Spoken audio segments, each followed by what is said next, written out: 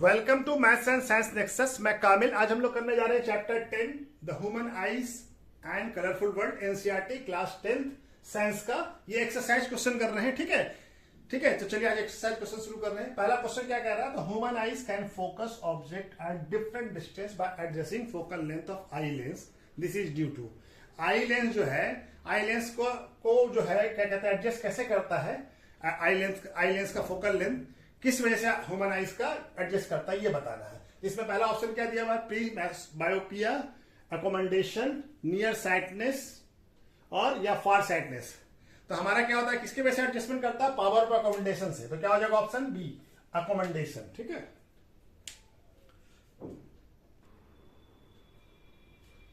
दूसरा क्वेश्चन क्या कह रहा है? The human eyes form an image of an object at its. Human eyes पे इमेज कहां पे बनता है? तो इमेज बनता है, ऑप्शन ए में दिया हुआ है कॉर्ना, दूसरा है बी इरिस, डी है पिपिल और तीसरा है डी है रेटिना।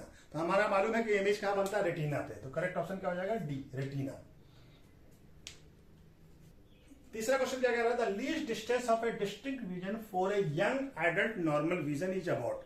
ऑप्शन ए में क्या है? 25 मीटर, बी में है 2.5 सेंटीमीटर, सी में है 25 सेंटीमीटर और डी में है 2.5 मीटर। ठीक है। तो आपको मालूम है कि जो है सबसे लीस्ट डिस्टेंस जो होता है जहां से कि हमारा शार्प इमेज बने, वो क्या इतना होता है? 25 सेंटीमीटर। ठीक है ना। लीस्ट डिस्टेंस क्या होता है? 25 सेंटीमीटर। तो करेक्ट ऑप्शन क्या हो जाएगा? सी, 25 सेंटीमीटर। ठीक है। क्वेश्चन नंबर 4 क्या कह रहा था? Change in the focal length of A eye lens is caused by the action of the. Option A में है पिपिल, बी में है रेटिना, सी में है सिलेरी मसल्स और डी में है इरिस। किसके वजह से होता है? सिलेरी मसल्स कॉन्ट्रैक्ट या रिलैक्स करता है, उसके वजह से फोकल लेंथ जो है आई लेंस का चेंज होता है। तो ऑप्शन क्या हो जाएगा? करेक्ट ऑप्शन हो जाएगा सी, सिलेरी मसल्स।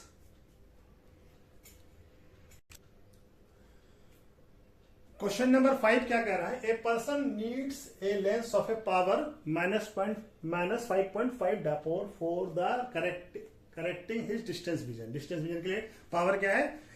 -5.5 डायपोल। ठीक है।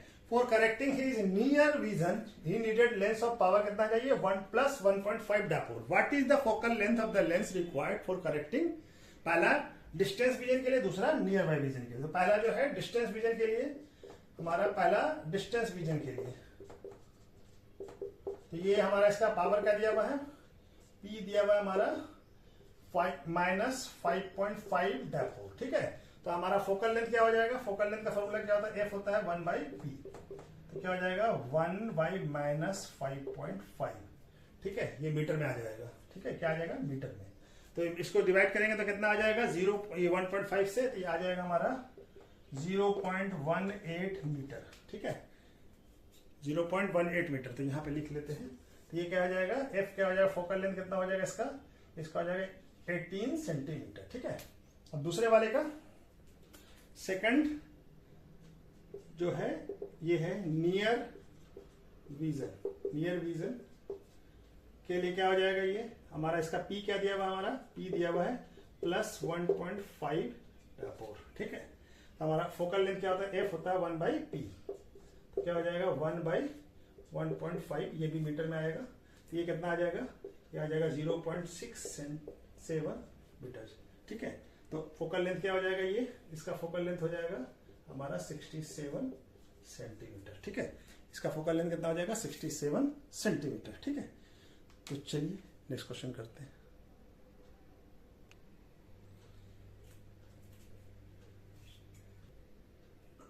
क्वेश्चन नंबर 6 क्या कह रहा है? Far point of the myopic person is 80 centimetre in the front of eye. यानी कि एक मायोपिक पर्सन है, यानी जिसको नजदीक का चीज तो दिख जाता है, दूर का चीज नहीं दिखता। वो कितना दूर तक देख सकता है? 80 सेंटीमीटर तक देख सकता है। What is the nature and power of the lens required to correct problem? तो हमारा नेचर क्या होगा? कौन सा लेंस चाहिए? लेंस रिक्वायर्ड कौन सा होगा? लेंस रिक्वायर्ड होगा हमारा कौन सा? Concave lens. कौन सा लेंस होगा? Concave lens. अब हमको क्या चाहिए? तो डिस्टेंस इसका D क्या है? D है 80 सेंटीमीटर। हमारा 1/F इक्वल टू क्या होता है? -1/D। ठीक है। यानी F इक्वल टू क्या हो जाएगा? F equal to -D। F का वैल्यू, D का वैल्यू कितना है? 80 सेंटीमीटर। तो F इक्वल टू क्या हो जाएगा? F इक्वल टू हो जाएगा -80 सेंटीमीटर। ठीक है। तब हमको क्या निकालना है? पावर निकालना है। तो पावर का फॉर्मूला क्या होता है?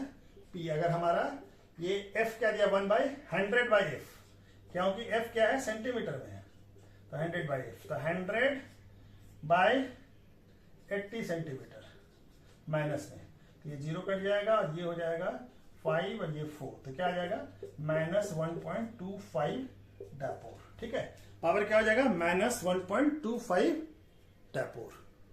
ठीक है, क्वेश्चन नंबर 7 क्या कह रहा है, make a diagram to show how a hypermetropia is corrected. कैसे करेक्ट कहता है, near point of hypermetropia eyes is 1 metre. कितना है near point, 1 metre. What is the power of accommodation required to the correct this defect. कैसे इसको, कौन सा power of lens का पावर क्या होगा जिसको कि करेक्ट हो जाए यह डिफेक्ट। एज्यूमिंग क्या करना है, near point of the normal eyes कितना है 25 सेंटीमीटर। चलिए डायग्राम दिया हुआ नियर पॉइंट कितना है इसका 1 मीटर। ठीक है ना, 1 मीटर यानी 100 सेंटीमीटर। ठीक है, और ये क्या दिया हुआ है 25 नॉर्मल आइज का नियर पॉइंट कितना था। हमारा फोकल लेंथ पहले निकाल ले, 1/f इक्वल टू क्या होता है 1/v माइनस 1/u। तो इससे हम इसको निकाल लेते हैं 1/v, 1 माइनस 1/100 सेंटीमीटर, और ये पे माइनस और यह -25 सेंटीमीटर। ठीक है, अब ये क्या हो जाएगा 1/-100 प्लस ये 1/25। अब इस दोनों का एलसीएम निकाल लीजिए तो कितना आ जाएगा 100, और ये हो जाएगा हमारा -1 और ये हो जाएगा +4। तो क्या आ जाएगा 1/f का वैल्यू आ जाएगा 3/100।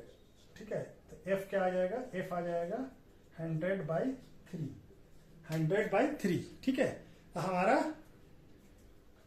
तो पावर क्या होता है, पावर निकाल लेते हैं। पावर क्या होता है, पावर होता है 1/f। अगर ये इस केस में ये सेंटीमीटर में, तो ये सेंटीमीटर में तो 100/f होगा। ठीक है, तो ये क्या हो जाएगा 100/3। ठीक है, और ये डायपोल में आ जाएगा, तो 100 कट जाएगा, तो क्या आ जाएगा 3 डायपोल। पावर क्या हो जाएगा +3 हो जाएगा। ठीक है ना, +3 डायपोल। तो पावर क्या हो जाएगा, पावर हो जाएगा हमारा +3 डायपोल। प्लस में आया ना, ये +3 डायपोल। ठीक है, +3 डायपोल। ठीक है ना, पावर क्या हो जाएगा +3 डायपोल। ठीक है, ओके, चलिए नेक्स्ट क्वेश्चन। क्वेश्चन नंबर 8 क्या कह रहा है, why is a normal eyes can not able to see clearly the object place closer than 25 centimetre. तो क्यों नहीं देख पाता है कि क्या कहते हैं, हमारा ह्यूमन आइज का जो लेंस का जो ये होता है नॉर्मल आइज का, रेटिना पे शार्प इमेज बने, उसका सबसे नियरेस्ट पॉइंट क्या होता है 25 सेंटीमीटर। उससे अगर कम होता है तो वो क्या होता है, रेटिना पे इमेज जो है ब्लर बनने लगता है। क्यों बनने लगता है, क्योंकि आई का जो है एक लिमिट होता है कि इससे कम फोकल लेंथ वो एडजस्ट नहीं कर सकता, 25 सेंटीमीटर से कम का फोकल लेंथ एडजस्ट नहीं कर सकता। इसकी वजह से आई का जो है 25 सेंटीमीटर से कम होता है, तो उसके बाद वो हमको सही से नहीं दिखता। मिनिमम 25 सेंटीमीटर चाहिए, मिनिमम 25 सेंटीमीटर उसका फोकल लेंथ होगा आई का। ठीक है, ठीक है, चलिए तो इसको भी लिख लेते हैं। तो आंसर में क्या लिखेंगे, the nearest position of an object from a normal human eyes so that it sharp image form on retina is कितना होता है 25 centimetre. If object is place at a distance less than 25 centimetre from the eyes, then the blur image of object is form on the retina as the focal length of eye. क्यों होगा, as the focal length of the eye less can not be decrease below the certain limit, 25 से कम नहीं हो सकता। Hence eyes can not see it clearly, इसीलिए उसके चीज को हमको 25 सेंटीमीटर से कम डिस्टेंस पे होता है तो हमको अच्छे से नहीं दिखता है। ठीक है, तो चलिए नेक्स्ट क्वेश्चन करते हैं। क्वेश्चन नंबर 9 क्या कह रहा है, what happened to the image distance in a eye when we increase the distance of object from the eyes. तो क्या होता है, इमेज डिस्टेंस में कोई फर्क नहीं पड़ता है। क्या कहते हैं, इमेज डिस्टेंस हमेशा सेम होगा। ठीक है ना, हमेशा इमेज कहां पे बनेगा, रेटिना पे ही बनेगा। और ये आई के अंदर एबिलिटी होता है, इसको कहते हैं पावर ऑफ अकोमोडेशन, जिसकी वजह से क्या होता है, आई जो है अपने फोकल लेंथ को एडजस्ट कर लेता है, जिसका और हमेशा इमेज जो है नॉर्मल आइज हमेशा इमेज रेटिना पे बनाएगा। ठीक है ना, इसके वजह से ये क्या कहते हैं, ये होता है। ठीक है, चलिए तो इसको भी लिख लेते हैं।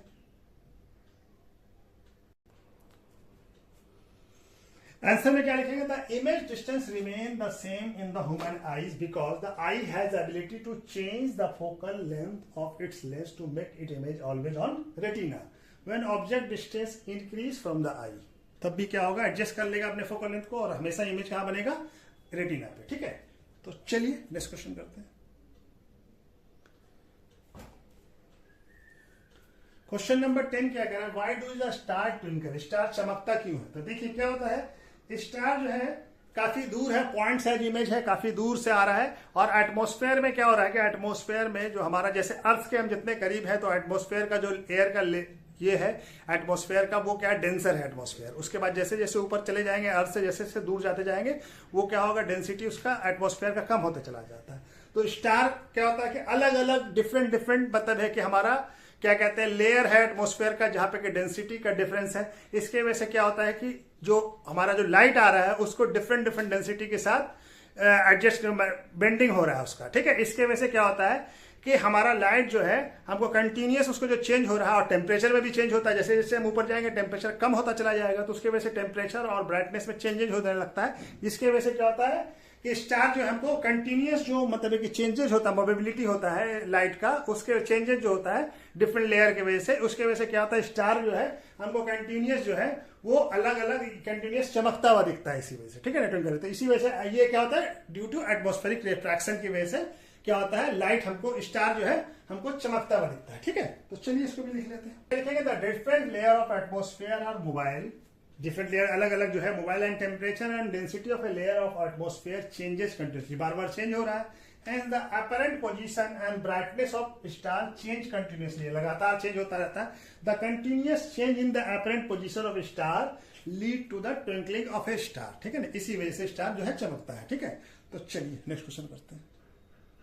क्वेश्चन नंबर 11 क्या कह रहा है, explain why the planet do not twinkle, यानी प्लैनेट क्यों नहीं चमकता है, ठीक है ना, एक्सप्लेन करना है। तो देखिए प्लैनेट क्या है, एक्सटेंडेड सोर्स ऑफ लाइट है कि planet as compare to star जो है वो काफी पास में है। तो इसके वजह से क्या होता है, ये जो लाइट है क्या कहते हैं, इसका जो लाइट जो है बहुत ज्यादा रिफ्रैक्शन नहीं होता है, ठीक है ना, एटमॉस्फेरिक रिफ्रैक्शन नहीं होता। क्यों, ये काफी पास में एज कंपेयर टू स्टार की बात कर रहे हैं, ठीक है ना। तो ये लाइट क्या होता है, एक्सटेंडेड सोर्स है, इसीलिए काफी लाइट का जो है ब्राइटनेस बहुत ज्यादा हमारे इसमें ब्राइटनेस में बहुत ज्यादा चेंजेस नहीं होता, जिसके वजह से क्या होता है स्टार के मुकाबले एज कंपेयर टू स्टार, ठीक है ना, नहीं होता। जिसके वजह से क्या होता है, इसको हमारा आई जो है वो डिटेक्ट नहीं कर पाता, जिसके वजह से स्टार जो है चमकता नहीं दिखता है, ठीक है ना, क्या कि चेंजेस कंटिन्यूस चेंजेस बहुत ज्यादा नहीं होता, ठीक है। तो चलिए इसको भी लिख लेते हैं।